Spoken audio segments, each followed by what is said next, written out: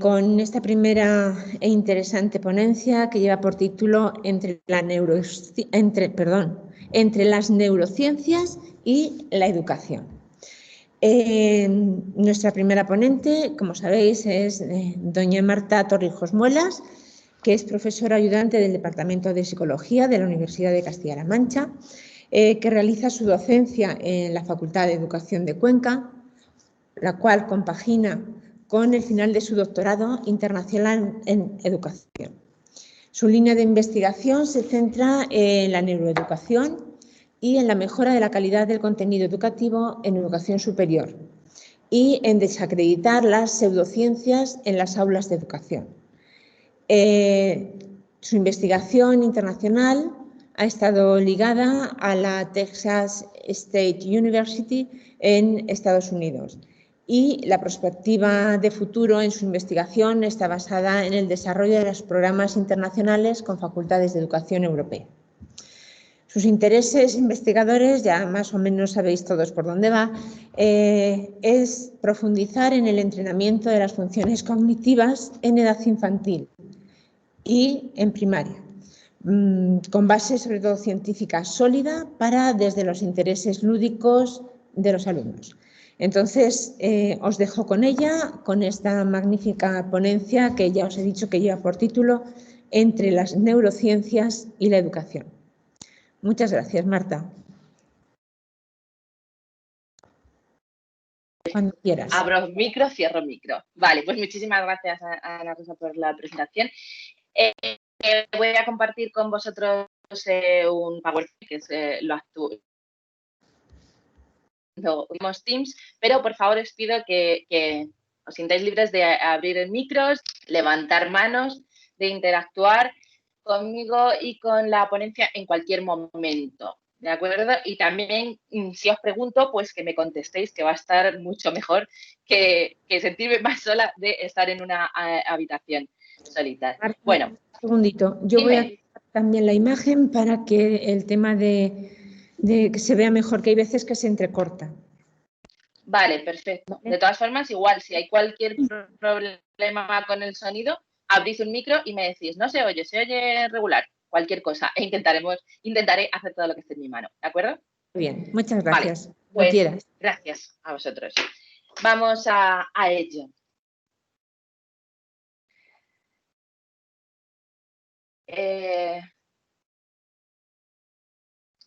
Lo primero que necesito es que me digáis si veis la presentación.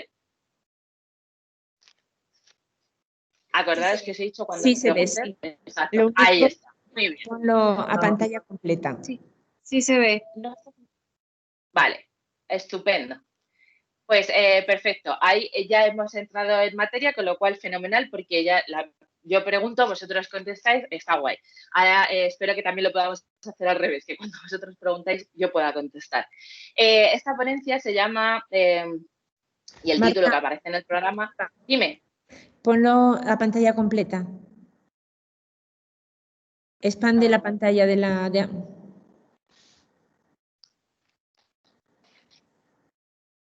Pues... Es que parece que se ha quedado congelada la imagen, Marta. No sé si quizás dejes de compartir y vuelvas otra vez a compartir. Voy. Ahora. Estoy aquí, vuelvo a compartir. Vale, vamos a hacerlo desde aquí. ¿Ahora lo veis mejor? Ahora, pero ¿tú lo ves? Es que a nosotros nos sale cuál es la siguiente animación. Vale, perfecto. Vale, estupendo. Dame un segundo que lo arreglo todo. Ahí.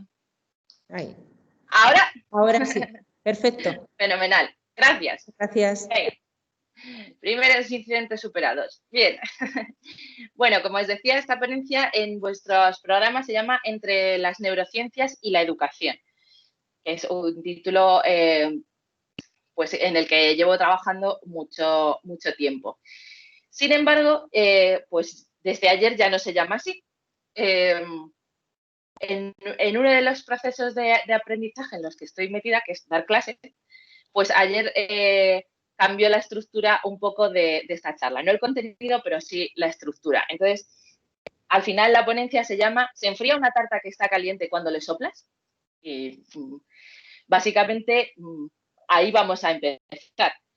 Esta es mi tarta, yo tengo una tarta recién salida del horno. A lo mejor no penséis que esté recién salida del horno, pero si yo hago así, pues evidentemente ahora sí está clarísimo que la tarta quema y está recién salida del horno.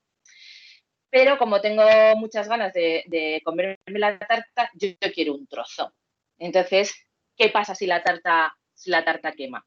Pues que soplo y soplo y soplo esa tarta para poder comérmela. Así que, después de soplar y soplar en esa tarta, quiero preguntaros, ¿se enfría la tarta cuando le soplo? ¿Sí o no? Solo quiero una respuesta, sí o no, y además quiero que la escribáis en algún sitio donde quede por escrito. ¿Se enfría la tarta cuando le soplo? Me da igual, llámalo tarta, llámalo sopa, cada uno lo que quiera. ¿Se enfría la sopa cuando le soplo? Es más, por si acaso le dais vueltas a si el trozo es muy grande o queréis filosofar un poquito con esto. ¿Se enfría la tarta cuando la dejo 2 horas en la ventana? ¿Sí o no? Intentad que nadie os copie, que la respuesta sea vuestra, porque a saber dónde están enchufando las cámaras. Y quiero que os guardéis esa respuesta, ¿vale? Y en base a esto voy a intentar explicaros un viaje. Un viaje por la carrera investigadora que decidí hacer. Ser la primera en este curso, en un curso que he preparado desde dentro, pues es bien mal. Está muy bien porque voy a poder estar presente en todas las otras charlas y todas estas cosas. Está mal porque ya sé de qué van todas las otras charlas y tengo que intentar no pisar a nadie. Como vais a ver y como espero, este curso es completo en sí mismo. Es decir, todas las charlas tienen relación y espero que en torno a las 7 de la tarde de mañana esto acabe cerrándose, ¿vale? Y acabe teniendo muchísimo sentido. Entonces, mi propuesta de hoy era plantear un abanico con todas las opciones que vais a tener en este curso, con cosas que vais a ir profundizando a lo largo del curso, pero sin que os dé el aire, sin que os llegue el aire, que de eso se van a encargar los otros ponentes que van a pasar por aquí. Así que, bueno, pues como en todo viaje vamos a empezar por el principio. El hueco. Yo empecé a investigar, bueno, desde siempre he querido investigar en cerebros, pero me ha costado bastante llegar hasta ello. Pero bueno, aquí estamos. Quería investigar qué pasa con todos esos avances que estamos teniendo en la neurociencia, gracias sobre todo a las técnicas de neuroimagen, cómo podemos aplicar todo eso a la educación. Entonces, ahí hay un hueco que en investigación, sobre todo en neuroeducación, en todos los artículos y ámbitos científicos, leeréis mucho de gap, el hueco. Ese hueco entre lo que sabemos por la parte de la investigación científica en neurociencia y cómo podemos aplicar todo eso al proceso de enseñanza-aprendizaje o a la educación. Ese hueco se quiere llenar con la neuroeducación, ¿vale? Ha habido otras corrientes y hay muchas corrientes que entran dentro de la neuroeducación. La psicología cognitiva, la propia educación, evidentemente, ¿vale? Pero la neuroeducación tiene que ser ese puente que una cosa y otra. Pero, claro, ¿cómo podemos llegar hasta ahí? Pues construyendo ese puente, iniciando nuestro viaje.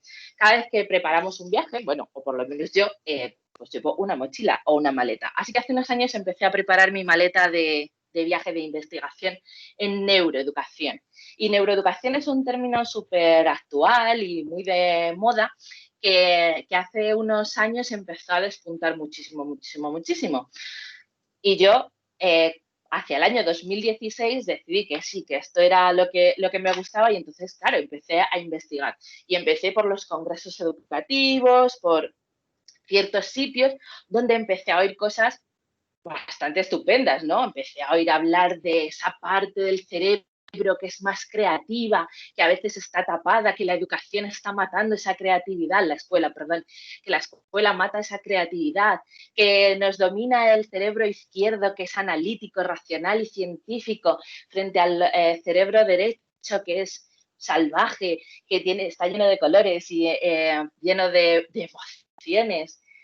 Y dije, guau, y lo metí a mi mochila de viaje. Y entonces, pues fui avanzando en mi viaje y también, claro, dentro de la cultura dije, uy, el cine, ¿a qué se está dedicando ahora? Y de repente, mira, wow, una persona normal utiliza un 10% de su capacidad cerebral. Ella está a punto de alcanzar el 100%. Y dije, wow, yo también quiero, ¿no? Qué movida, ¿no? Utilizamos el 10% del cerebro y el resto está ahí. Bueno, esto hay que cambiarlo, efectivamente. Y yo veía ahí todo el potencial de la neuroeducación, todo lo que se podía hacer, porque total, si estamos utilizando el 10% del cerebro, yo qué sé, si a los niños desde pequeños los educamos para que utilicen, a lo mejor el 100% es mucho porque se cansan, pero yo qué sé, el 70, el 80% del cerebro. Seguí investigando y además descubrí que, madre mía, estábamos súper desaprovechados porque cada uno teníamos nuestra propia inteligencia potenciada dentro de nosotros. Había un montón de inteligencias que me estaba perdiendo y que estaba desaprovechando. Y además, no contentos con eso, ni siquiera estaba dándole todo el potencial de ejercicio a mi cerebro. Lo tenía incluso desnutrido, fíjate. Podría llegar a secarse el cerebro si no tomaba de 6 a 8 vasos de agua al día. Y dije, oye, pues, no sé, vamos a coger todo esto y voy a empezar a llevármelo al aula, a ver qué pasa. Y entonces dije, bueno, pues voy a pasar por ese puente con mi mochila llena de cosas. ¿Qué le pasó a ese puente? Pues que yo dije, ya está, con todo lo que me han enseñado, este puente lo cruzo yo. Me vine a clase, si veis, eso es un aula de la Facultad de Educación antes del COVID, evidentemente, y dije, ya está, este año los pongo en círculo, voy a fomentar ese trabajo, me voy a llevar los post-it a clase, los colores, esto va a salir, vamos, hacia adelante. Y entonces mis alumnos, gracias a mi mochila, me regalaron, aquí esto no se puede oír ahora, pero es un vídeo, el mayor silencio de la historia de la Facultad de Educación. Yo los tenía puestos en círculo, había colores, todo tenía que fluir y de repente el silencio. Y entonces empecé a investigar qué estaba pasando con todas estas cosas que yo oía, ahí tenéis. Esto es todo lo que se oía en mi clase. La nada. Yo estaba alucinada, decía, no puede ser, pero si este es el puente, la neuroeducación, yo ahora sé que tengo que estimular ese cerebro derecho, yo ahora sé que puedo sacar todo el potencial de mis alumnos, que tengo que buscar sus inteligencias, que se me cayó el puente, vamos, se rompió, que ese puente no estaba soportando las cosas que yo había metido en mi mochila. Y entonces empecé a investigar en serio. Ahí me di cuenta que la investigación era lo que a lo mejor podía ayudarme. Empecé a vaciar esa mochila paso a paso, con mucha evidencia científica, y entonces descubrí los neuromitos. Los neuromitos es la primera parte y la parte más potente, o por lo menos de momento hoy, a la que más cariño le tengo de mi investigación del doctorado que yo estoy haciendo. Resulta que ese puente entre la neurociencia y la educación está lleno de falsos escalones y eso puede hacer mucho daño a la educación. Esos neuromitos, que os he hablado de 4 de ellos, por ejemplo, pues que usamos el cerebro derecho menos que el cerebro izquierdo, que hay gente que es de cerebro derecho y gente que es de cerebro izquierdo. Estoy segura que lo habéis oído en algún momento, porque cuando todos empezamos suena mucho en la neuroeducación esos neuromitos, que es un poco la carga que yo quiero aliviar de vuestras mochilas. No es cierto que tengamos un cerebro izquierdo y un cerebro derecho, porque afortunadamente en medio tenemos un cuerpo calloso que conecta ese cerebro izquierdo y ese cerebro derecho en multitud de funciones. se ha estudiado esto en una cosa que se llama en personas que se llaman pacientes de cerebro hendido. Eso quiere decir que hay pacientes a los que se les ha extirpado un trocito del cuerpo calloso, también hay pacientes a los que se les ha extirpado por completo el cuerpo calloso. Estas son prácticas de medicina anteriores a la neuroimagen y a los últimos descubrimientos y avances científicos de la neurociencia, pero están ahí y han sido objeto de estudio, aunque afortunadamente son pocos pacientes. Se les extirpa un trocito del cuerpo calloso o el cuerpo calloso entero y entonces, claro, los dos hemisferios, hemisferio derecho y hemisferio izquierdo, dejan de estar conectados. ¿Qué vemos ahí? Cosas tan asombrosas y tan sorprendentes como que la información, sabéis que lo que entra por el ojo izquierdo va a procesarse en el hemisferio derecho y lo que entra por el ojo derecho va a procesarse en el hemisferio izquierdo. Cuando esos dos hemisferios trabajan por separado, por ejemplo, no se pueden identificar los números escritos. Puedes ver un 6 y saber que es menor que un 8, pero no puedes leer la palabra 6, no puedes leer la palabra 8. En realidad sí puedes leerla, lo que no puedes es interpretarla, lo cual es asombroso. Y es porque necesitamos esa interconectividad en los hemisferios. Es imposible que un hemisferio trabaje aislado de otro. Sabemos que hay ciertas funciones, como las funciones del lenguaje, las áreas específicas del lenguaje, que se ubican en uno de los dos hemisferios. Normalmente, para las personas que son diestras, está en el hemisferio izquierdo, pero no siempre es así para los zurdos, ¿vale? No está siempre en el hemisferio derecho. Pero aún así necesitamos ambos hemisferios para una correcta interpretación, por ejemplo, de la realidad, de la lectura, de la interpretación numérica, ¿vale? Se necesitan los dos hemisferios. Por lo tanto, lo del hemisferio derecho y hemisferio izquierdo de repente se me desmontaba y se caía de mi mochila. Además, ese gran neuromito de que solo utilizamos el 10% del cerebro y que me ha dado muchas buenas horas de investigación con alumnos recogiendo datos, es totalmente falso porque muy por encima, y para que lo entendáis muy, muy bien y muy gráficamente, si solo tuvierais activo el 10% de vuestro cerebro, probablemente al pestañear no seríais capaces de controlar los esfínteres. Entonces, es un ejemplo bastante gráfico que a mí me quedó muy clarito en este aspecto. Ni siquiera cuando dormimos el cerebro se apaga. No hay ningún área del cerebro que esté apagada al 100% en ningún momento.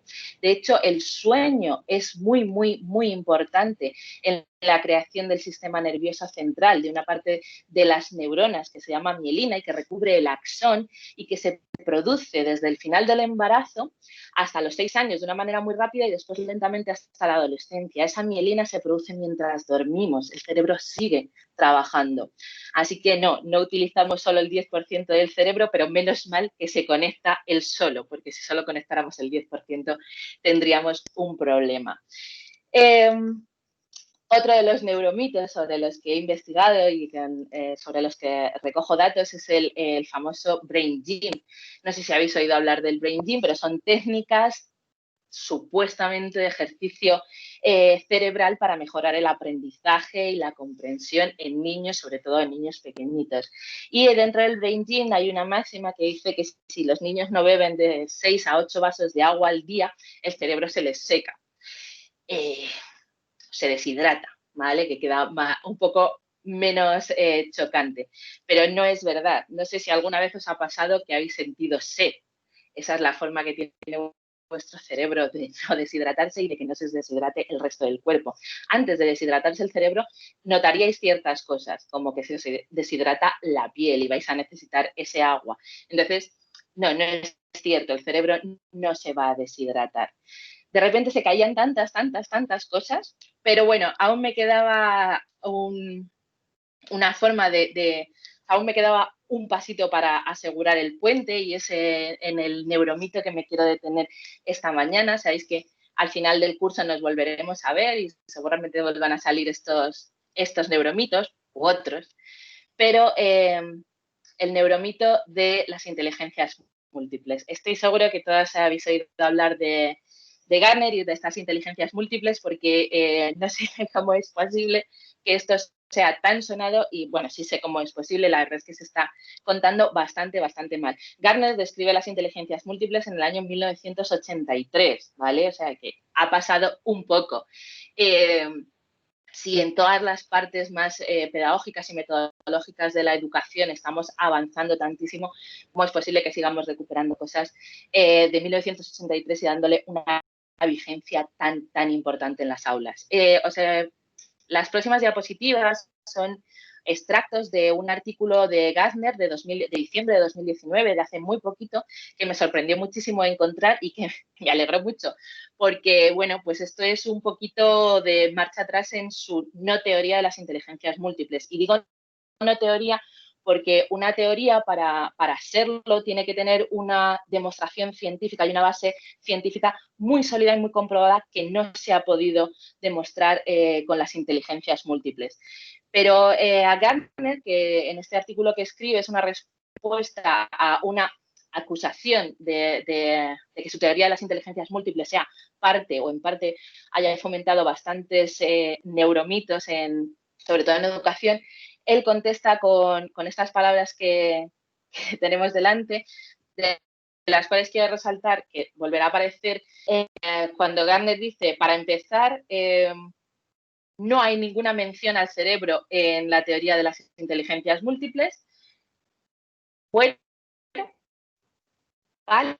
Empezando por lo más sorprendente de estas declaraciones de Gardner, que es un artículo que podéis encontrar, está en la revista Main Brain and Education. Como os digo, es Gardner, 2019, diciembre de 2019, lo podéis leer, son 3 paginitas, así que es bastante rápido. Pero cuando veo no se desprende ninguna recomendación educativa de las inteligencias múltiples. Esto me lleva a quitar este peso de mi mochila, ¿vale? A sacar este neuromito y a continuar mucho con esta investigación, que será otra de las ramas que vamos a abrir en investigación, que es, puede que Gardner quiera deshacerse de estas acusaciones de neuromitos, y me parece lícito, tú puedes defender tus ideas, por supuesto, con base científica, pero todo lo que se ha desprendido sobre estas inteligencias múltiples que ha llegado a las aulas sí han sido neuromitos y sí ha sido poner en valor esta no teoría de las inteligencias múltiples. Con esto quiero poner de relevancia en este primer ratito el cuidado exquisito que tenemos que tener cuando nos dedicamos a educación. Y en particular, mis alumnas saben que hay que ser muy cuidadosa en educación infantil, ¿vale? Porque es cuando empezamos ese proceso de enseñanza-aprendizaje con los niños. Durante mucho tiempo, la teoría de las inteligencias, la no teoría de las inteligencias múltiples, ha dado lugar a la localización exacta en el cerebro de dónde está cada una de esas inteligencias. Entonces, me sorprende que Gardner, que lo vuelve a repetir más adelante, la teoría de las inteligencias múltiples no dice nada acerca del cerebro, diga en 2019 que esa teoría no dice nada del cerebro, porque entonces, bueno, pues hay que revisar todo lo que ha pasado desde 1983 en adelante, que se ha convertido en un gran neuromito y que ha llegado a muchas aulas. Gardner aquí nos dice que cuando mezclamos ciencia y educación, bueno, pues hay que atender también a valores culturales. No entiendo muy bien qué quiere decir él con valores culturales. Supongo que hace alusión también a lo que estudiamos en neuromitos, que son las diferencias culturales en la creencia de esos neuromitos, y él se agarra a esa interpretación cultural que se le haya podido dar a su teoría, a su no teoría, pero me sorprende mucho cuando dice simplemente no hay buena o mala educación, todo depende de qué quieres alcanzar, cómo y cuánto tiempo y dinero quieres que te cueste. Tratar así a la educación en los tiempos que tenemos ahora mismo un poquito desproporcionado y bastante irreal. Esto, bueno, por último, dice, volvemos otra vez, a decir que no hay evidencia, o sea, que él no relaciona nada con el cerebro y, bueno, habla de la neurobandera. Es cierto, en esto tiene toda la razón. La neuromoda, la neurociencia, la neuroeduciencia y la neuroeducación tienen poder de atracción muy, muy potente. Además, el poder ver las técnicas de neuroimagen nos han permitido ver esas áreas del cerebro que se activan cuando hacemos determinadas actividades, esas áreas, esas ondas cerebrales que podemos seguir y que podemos interpretar cuando alguien está haciendo una tarea atencional, por ejemplo. Eso es súper seductor, efectivamente. Pero igual que lo era en 1983, la palabra inteligencia. Entonces, bueno, tampoco podemos aludir a que las modas nos impiden hacer ciencia porque no es cierto. En 1983, a hablar de otras inteligencias distintas, poder decir que todos éramos inteligentes era un alivio, por supuesto. Yo sé que muchas personas utilizan las inteligencias múltiples en el aula. No son una teoría. Es cierto que es una herramienta metodológica muy potente. Desde el punto de vista de todos valemos para algo. Eso es maravilloso porque si os da la perspectiva de trabajar sobre tengo que encontrar la tecla adecuada que active la motivación, la atención, el trabajo en este niño, sea cual sea su momento en el desarrollo, o sea cual sea su dificultad de aprendizaje, de lo cual también vais a hablar, eso es genial. Entonces es una herramienta, no es una teoría. Y por supuesto no es algo que nos pueda permitir dividir a los niños en los kinestésicos, los naturistas, la inteligencia musical, los que tienen inteligencia musical, porque volvemos a tener un CI, pero repartido en distintas cosas.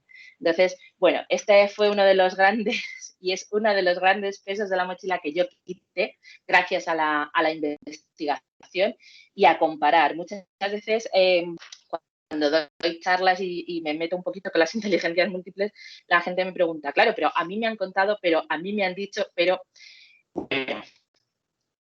vuestra misión y nuestra misión como personas que educan, como educadores, es asegurar ese puente, hacer ese puente real. Y estamos en ello, estamos haciendo eso con la neuroeducación y sobre todo con la investigación.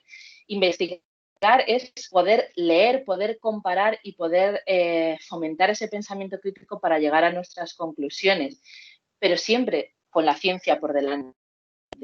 Nosotros estamos buscando ese puente entre la educación y las ciencias neurológicas o la neurociencia. Pero de momento el puente que tenemos es pequeñito, hay distancia entre uno y otro y esas distancias a veces están basadas también en la falta de un lenguaje común, un lenguaje entendible entre los científicos y los educadores. Tenemos que usar el puente para cortar distancias y una de las, y bastante particular, pero es una de las formas, aunque ya estoy siguiendo una tesis doctoral sobre esto, es la divulgación científica. Esa forma de acercarnos en un lenguaje más coloquial, pero de una forma muy, muy, muy científica, de una forma muy, muy precisa al conocimiento. La clave de la neuroeducación no está en el resultado del aprendizaje. Si os dais cuenta, todos estos neuromitos de los que os he hablado, al final lo que persiguen es optimizar los resultados. Buscamos al niño Einstein, al genio, al niño que se utiliza todo su cerebro 100%, que es creativo porque hemos aumentado su cerebro, que es muy bueno, que es inteligente, porque hablamos de las inteligencias múltiples y sin embargo la neuroeducación no está ahí, no está en el resultado, está en el proceso de enseñanza-aprendizaje. Afortunadamente, algunas vías de mi investigación me han llevado a aprender más y ampliar más sobre funciones ejecutivas, ¿vale? Creo que vais a hablar, bueno, creo no, sé que vais a hablar de funciones ejecutivas a lo largo del curso, entonces no me quiero meter en pisar las charlas, pero también me han llevado a recuperar conocimiento, a volver a los orígenes de la psicología cognitiva y recuperar todos esos procesos de atención, de memoria, cómo se desarrollan las neuronas, y ahí tampoco puedo deciros mucho más porque nos veremos al final del curso, y sobre todo qué sabemos del cerebro y cómo podemos utilizarlo, porque ya os digo que el puente todavía es pequeñito. En definitiva, investigar, ser investigadores, pero no solo en la universidad, donde tenemos un perfil dedicado a ello, a la investigación. Vosotras, sé que hay muchos maestros y maestras en el curso y futuras maestras y futuros maestros, sois quienes tenéis que hacer también esa labor de investigación, porque en las aulas están los datos de esos cerebros en evolución, de esa evolución del sistema nervioso, de esa evolución de las funciones ejecutivas, de todo lo que pasa en ese proceso de enseñanza-aprendizaje. Necesitamos esa comunicación bidireccional entre la ciencia en los laboratorios, la ciencia en la universidad y las aplicaciones prácticas que os tenéis que llevar al aula. Lo que pasa es que ese proceso de enseñanza-aprendizaje y ese puente tiene que estar bien asegurado y sostenerse bien, no caer bajo el peso, de las pseudociencias, o en nuestro caso, en el caso que yo estoy contando, los neuromitos. Así que me gustaría volver sobre la pregunta que os he hecho al principio y querría saber si se enfrían las cosas a las que le soplas o si se enfrían las cosas que dejas 2 horas en una ventana. Y aquí es cuando podéis abrir los micros y decirme, pues recordad que solo podéis contestar sí o no. Venga, decidme algo. ¿Se enfrían las tartas que dejamos? Por ahí no. Otro no. Yo digo que sí. No. Gracias. Los síes por ahí. Sí. Sí. Bien. Sí. Las del no, que no se ha oído. Las del sí, muy bien. Perfecto. Es que ahora mismo no puedo ver quién ha dicho que sí, que no, porque no os veo en la presentación. Pero las del no. ¿Hay alguna alumna mía entre las del no? Sí. ¿Eres Teresa? No te oigo. Sí. Hola, Teresa. Muchas gracias. Y voy a parar aquí. Por eso vamos a ir acabando, ¿vale?